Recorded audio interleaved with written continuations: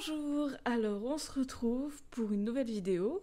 Cette fois-ci, on va faire 10 choix les plus difficiles. C'est censé être un test de personnalité. Donc on va voir. Je ne sais pas du tout sur quoi on va tomber. Je me suis pas renseignée. Je suis tombée dessus, je me suis dit pourquoi pas. Alors pourquoi pas. J'espère que vous êtes prêts. Alors j'ai pensé à me munir d'un petit stylo et d'un petit calepin, parce que étant donné que c'est censé être un test de personnalité, enfin un test tout court, je pense qu'il va falloir que je me note mes réponses, puisque à la fin, soit tu vas y avoir un... Enfin, en fonction du résultat obtenu, bref, vous avez compris. C'est parti!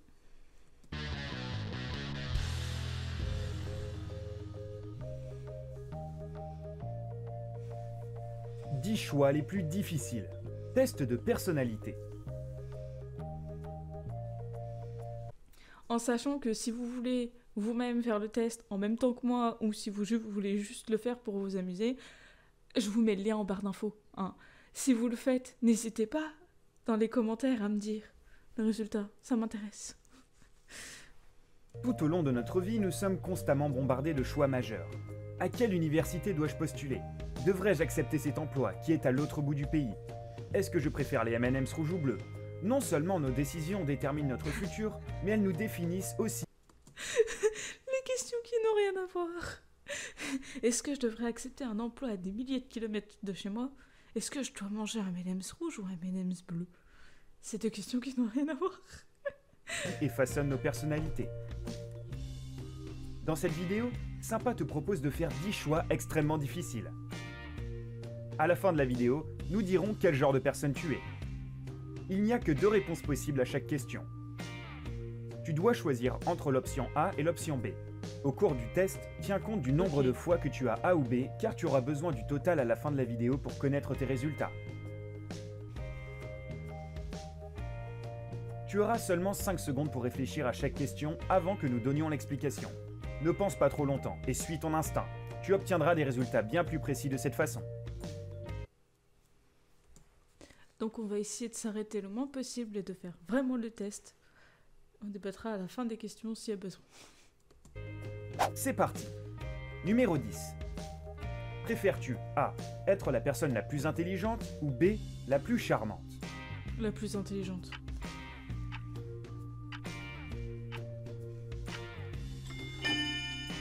Et il n'y a même pas la question être la plus riche.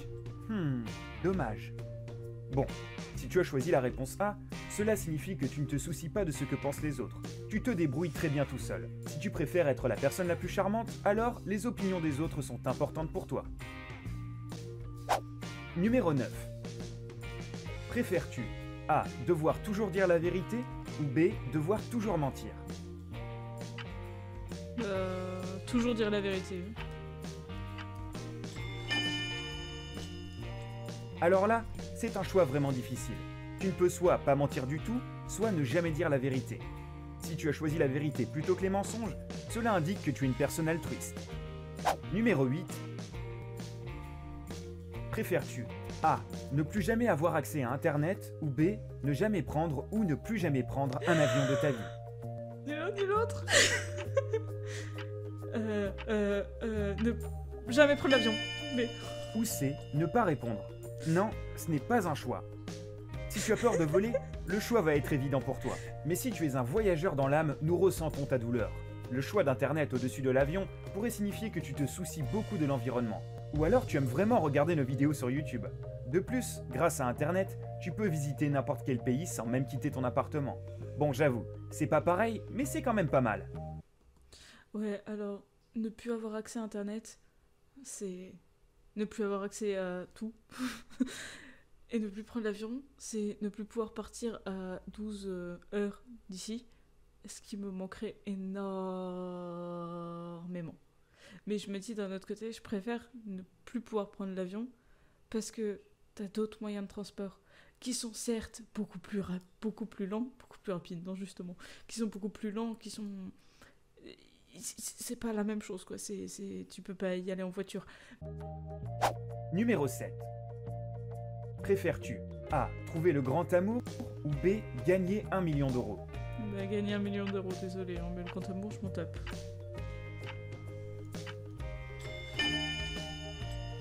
Et les deux, ce n'est pas possible.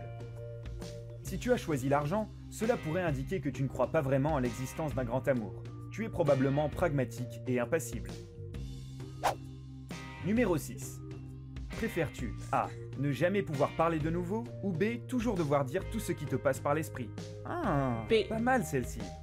Ah, ça va, c'est facile. Je pourrais pas ne plus parler. C'est pas possible. Je ne vivrai plus. Ne pas pouvoir parler est vraiment difficile, mais est-ce pire que de toujours devoir dire la vérité?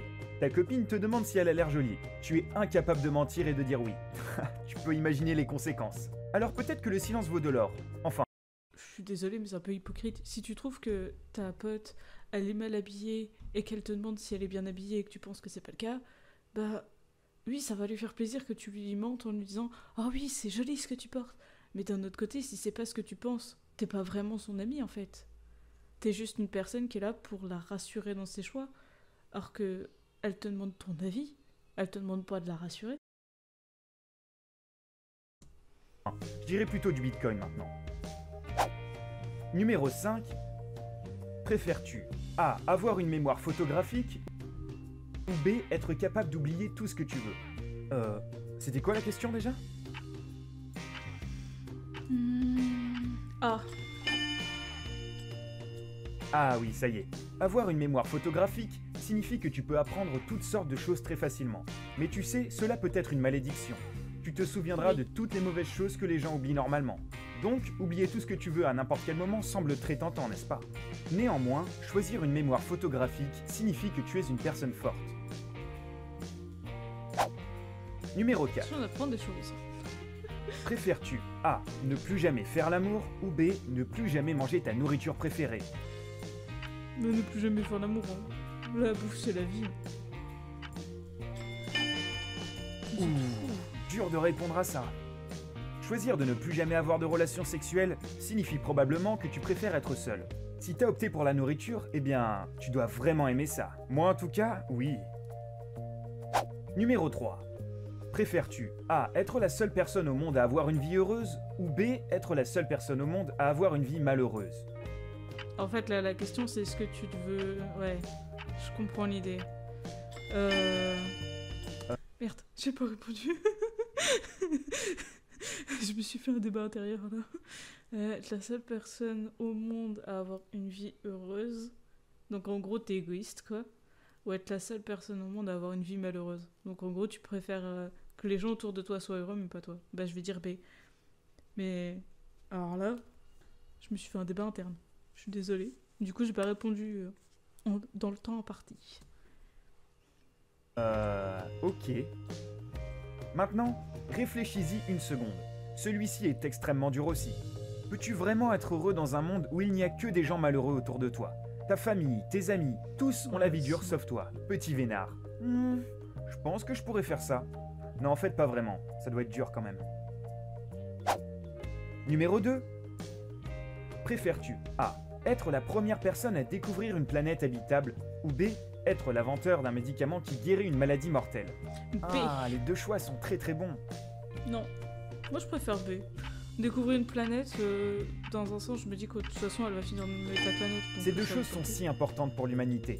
Mais pouvoir guérir une maladie signifie que tu peux sauver beaucoup de gens dans l'immédiat. Découvrir l'existence d'une nouvelle planète serait un bond en avant pour la technologie, mais seulement à long terme, de sorte que tu ne seras probablement jamais capable de la voir en personne de toute façon. Et question numéro 1. Préfères-tu A. Être pauvre mais capable d'aider les gens ou B. Devenir incroyablement riche en blessant les autres? Bah, ça revient à la même chose que tout à l'heure. Alors, si je veux être logique, je dis A. Ça paraît évident. Tu choisis l'option A. Cela signifie que tu es quelqu'un qui se soucie des autres plus que de toi-même. Si tu as choisi la réponse B, eh bien, c'est à peu près le contraire. Bon, maintenant, c'est l'heure de voir les résultats finaux. Attendez, je compte. Bah, les comptes sont assez simples. En fait, j'ai 5 fois A et 5 fois B. Surprise! C'était en fait un test pour voir à quel point tu es égoïste. Qu'est-ce qu'on est surnois? Si tu as s'ils trouvent ça sournois alors que dans les 3 quarts des questions, c'est tu veux te faire plaisir à toi ou aux autres? Il y a pas mal de questions où ça se sentait quand même. Choisis l'option A entre 1 à 3 fois, tu es une personne assez égoïste. Très peu de gens aimeraient travailler avec toi dans une équipe. Mais ce n'est pas si mal que ça. Cela signifie simplement que tu préfères te battre pour obtenir exactement ce que tu veux. Mais serais-tu réellement capable d'écraser les autres pour y arriver? Si tu as choisi l'option A entre 4 à 6 fois, cela signifie que tu es modérément égoïste. Tu es un peu comme la boucle d'or de cette liste. Ni trop peu, ni trop, juste parfait.